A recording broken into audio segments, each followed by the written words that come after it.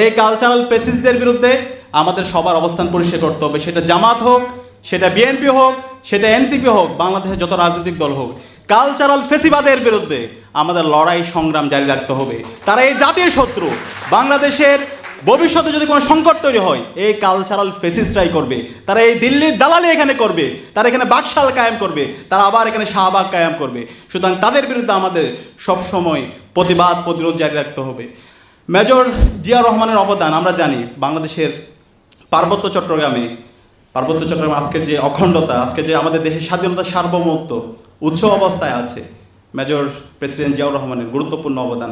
তিনি শুধুমাত্র পাহাড়ের জন্য কাজ করেন না, সমতলের জন্য কাজ করেছেন।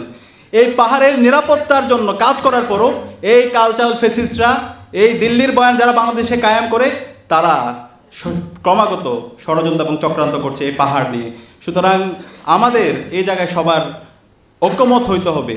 আমরা যদি এই কালচারাল ফেসিবাদের বিরুদ্ধে এবং যারা এই বাংলাদেশে দিল্লির এজেন্ডা বাস্তবায়ন করতে চায় তাদের বিরুদ্ধে যদি আমরা ঐক্যবদ্ধ হতে পারি, তাহলে বাংলাদেশে আর কখনো ফেসিবাদ আসবে না।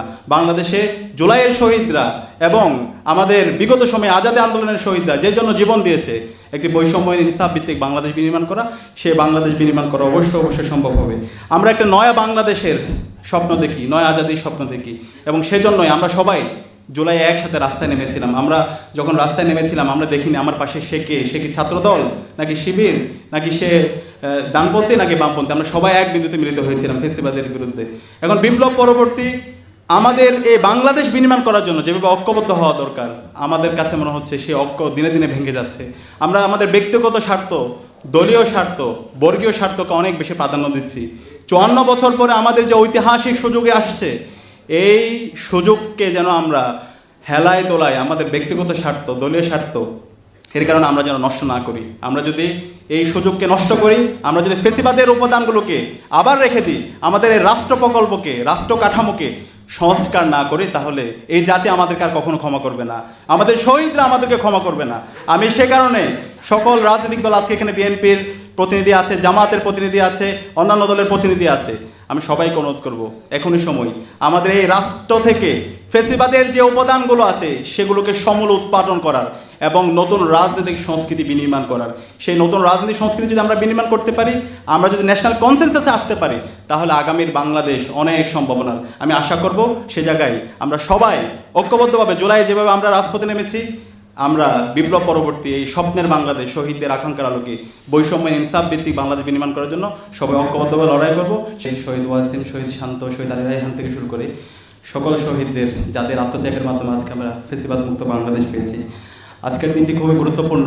এতক্ষণ ধরে আমাদের বিদগ্ধ আলোচক বৃন্দ চমৎকার আলোচনা করেছেন। বিপ্লব ও সংহতি আমাদের শেখায় আমাদের শত্রু কারা এবং আমাদের মিত্র কারা।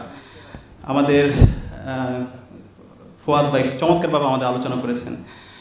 আমরা যদি দেখি যে জুলাই বিপ্লব হয়েছে, সেই জুলাই বিপ্লবের সাথে বিপ্লব এবং সংহতি যে দিবস, সেই স্পিরিট আমরা কানেক্ট করতে পারি।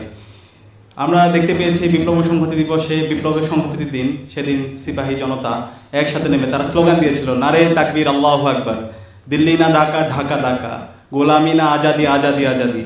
ঠিক একইভাবে জুলাই বিপ্লবে আমরা দেখতে পেয়েছি খুনি হাসিনার বিরুদ্ধে দেশের মুক্তিকামী ছাত্র জনতা সারা দেশে তারা একসাথে স্লোগান দিয়েছিল, নারে তাকবীর আল্লাহু আকবার। তারা স্লোগান দিয়েছিল, দিল্লি না ঢাকা, গোলামি না আজাদি, আজাদি আজাদি। তারা ভারতীয় আধিপত্যবাদের বিরুদ্ধে, আগ্রাসনের বিরুদ্ধে তার কথা বলেছিল। কিন্তু দুর্ভাগ্যের বিষয়, এখান থেকে আমরা শিক্ষা নিই না যে বিপ্লবের মাধ্যমে আজকে আমরা নতুন বাংলাদেশ পেয়েছি, আজকে আমরা আজাদি পেয়েছি, শহীদরা যে জন্য জীবন দিয়েছে, সে আকাঙ্ক্ষার কথাগুলো আমরা ভুলে যাই। আমরা আমাদের শত্রু এবং মিত্রকে চিনতে ভুলে যাই। আমাদের এই 7 নভেম্বরের মাধ্যমে মেজর শহীদ প্রেসিডেন্ট জিয়াউর রহমানকে মুক্ত করে সিপাহী জনতা। শহীদ জিয়ার অবদান আজকের এই বাংলাদেশ। শহীদ জিয়া বাংলাদেশকে দেখিয়েছে কিভাবে গণমানুষের জন্য কাজ করতে হয়, কিভাবে সবাইকে নিয়ে কাজ করতে হয়, দেশের স্বাধীনতা, সার্বভৌমত্ব, অখণ্ডতার জন্য কিভাবে কাজ করতে হয়, কিভাবে বহুদলীয় গণতন্ত্র প্রতিষ্ঠা করতে হয়।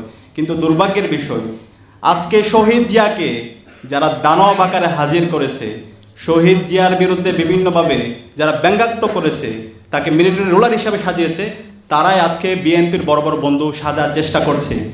আজকে সেই কালচারাল ফেসিস্টরা যারা বাংলাদেশে ফেসিবাদ কায়েমে সহযোগিতা করেছে, যারা বাংলাদেশে গুম, খুন, আইনাগর, শাহবাগ কায়েম করার মাধ্যমে বাংলাদেশের সকল সম্ভাবনাকে নষ্ট করেছে, সেই কালচারাল ফেসিস্টরাই আজকে বিএনপির বড় বড় বুদ্ধিজীবী শাখার চেষ্টা করছে।